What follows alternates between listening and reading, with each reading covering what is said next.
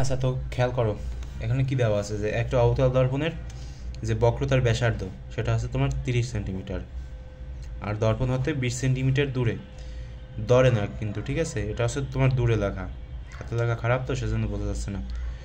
একটি বস্তু রাখা হলো, প্রতিবিম্বের আকার প্রকৃতি ও বিবর্ধন নির্ণয় করো, মানে আমাদের একটু নিচে বাংলাভাবে লিখে দিতে হবে যে প্রতিবিম্বের যে আকার আকৃতি সেগুলো। তো একটা কাজ করো, তোমরা হচ্ছে কি করবে বলো তো,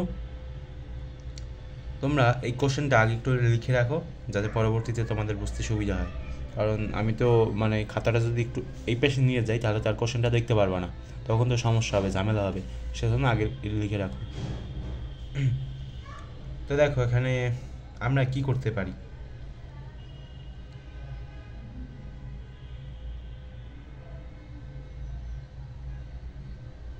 আমরা হচ্ছে তোমার এখানে কি কি দেওয়া আছে বলো তো, এখানে হচ্ছে তোমার ইউ দেওয়া আছে। ইউ কোথায়? এটা হচ্ছে তোমার ইউ, দর্পণ হতে 20 সেন্টিমিটার দূরে একটা বস্তু রাখা হলো, তার মানে ইউ সমান সমান 20 সেন্টিমিটার। তো দেখো কীভাবে এই বিবর্ধন আমরা বের করি। তো ইউ পেলাম, এরপর আর কি দেওয়া আছে, আর হচ্ছে তোমার আর দেওয়া আছে, এই যে আর, আর হচ্ছে তোমার 30 সেন্টিমিটার, ঠিক আছে, ভালো কথা, আর হচ্ছে তোমার 30 সেন্টিমিটার। তো এই আর থেকে আমরা এফের মান বের করতে পারবো, কীভাবে বের করতে পারবো আমি দেখাচ্ছি। আমরা এরকম সূত্র জানি, 1/v প্লাস 1/u সমান সমান হচ্ছে তোমার 1/f। আচ্ছা, তো এখন এই যে এফ আছে না, এফের বদলে তুমি কি লিখতে পারো বলো তো। তুমি যেটা করতে পারো সেটা হচ্ছে যে এই দেখো আমি এখানে লিখে দেই যে এই যে 1/f আছে না, এটাকে যদি তুমি এরকম লিখো, এই এফটা মানে কি, এফটা মানে r/2 না, এরকম না, ফরম্যাটটাকে এরকম চেঞ্জ করা যায় না, এফ এর যে ফরম্যাটটা সেটাকে কিন্তু r/2 আকারে লেখা যায়, ঠিক আছে, কারণ এখানে আর এর মান দেওয়া আছে যে দর্পণের বক্রতার ব্যাসার্ধ, কিন্তু আমাদের এখানে এফ এর মান নাই। এখন আমরা কি করব, সেজন্য আমাদের এই আর এর মাধ্যমে আছে, মানে এফটাকে আমরা প্রতিস্থাপন করলাম আর এর মাধ্যমে, ঠিক আছে। তো দেখো এখন এখান থেকে কিভাবে লেখা যায়, এরকম লেখা যায় 2/r, এটা হচ্ছে আমার ফাইনাল যে মানটা সেটা। আচ্ছা, তো 1/v, সরি এখানে 1/v হবে, ঠিক আছে, প্লাস 1/u সমান সমান এই যে 1/f না, এই যে 1/f, 1/f এর বদলে আমরা লিখতে পারবো 2/r, 2/r। আচ্ছা, গেল।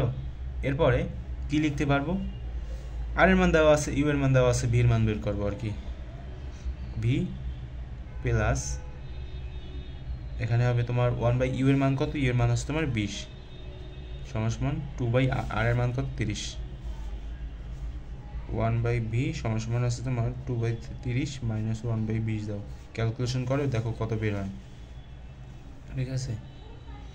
1/v, এ দেখো ক্যালকুলেটার দিয়ে ক্যালকুলেশন করতে পারো, 2/30 মাইনাস দাও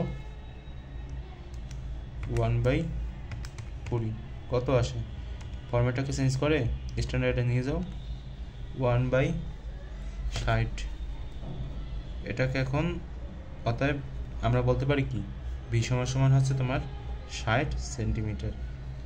আচ্ছা, গেল। এরপরে এখান থেকে তুমি বিবর্ধন এখন নির্ণয় করতে পারবা, কীভাবে বের করতে পারবা, তো আমরা কি জানি সবাই, বিবর্ধনের সূত্র জানি, এম সমান সমান মাইনাস v/u।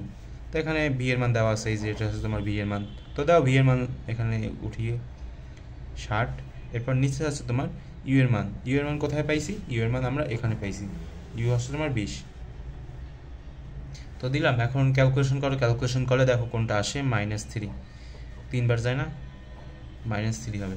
আচ্ছা, এটা হচ্ছে আমার বিবর্ধনের মান, বিবর্ধনের কোনো একক আছে না ভাই, এখানে কোনো একক নেই, ভালো কথা। আবার পরীক্ষার খাতায় যদি মানে কোশ্চেনে যদি এরকম আসে বিবর্ধনের একক লিখো, তাহলে আবার নিউটন পার মিটার পার এই ধরনের হাবিজাবি কিছু আবার লিখে দিও না। আচ্ছা, তো আমরা এখন বলতে পারি কি, আচ্ছা, তো বিবর্ধন নির্ণয় করতে বলছে এবং প্রতিবিম্বের আকার প্রকৃতি ও বিবর্ধন নির্ণয় করতে বলছে, তার মানে আকার প্রকৃতি সেগুলো একটু এখানে লিখে দিতে হবে। কিভাবে লিখতে হবে, এই যে দেখো এখানে লিখবা যে অবস্থান, অবস্থান দর্পণের সামনে,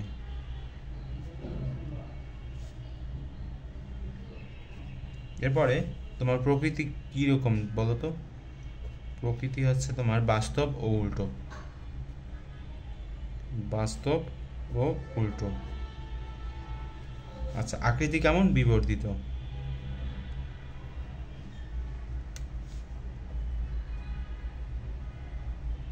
ঠিক আছে, এগুলো লিখে দিবা 3টে জিনিস।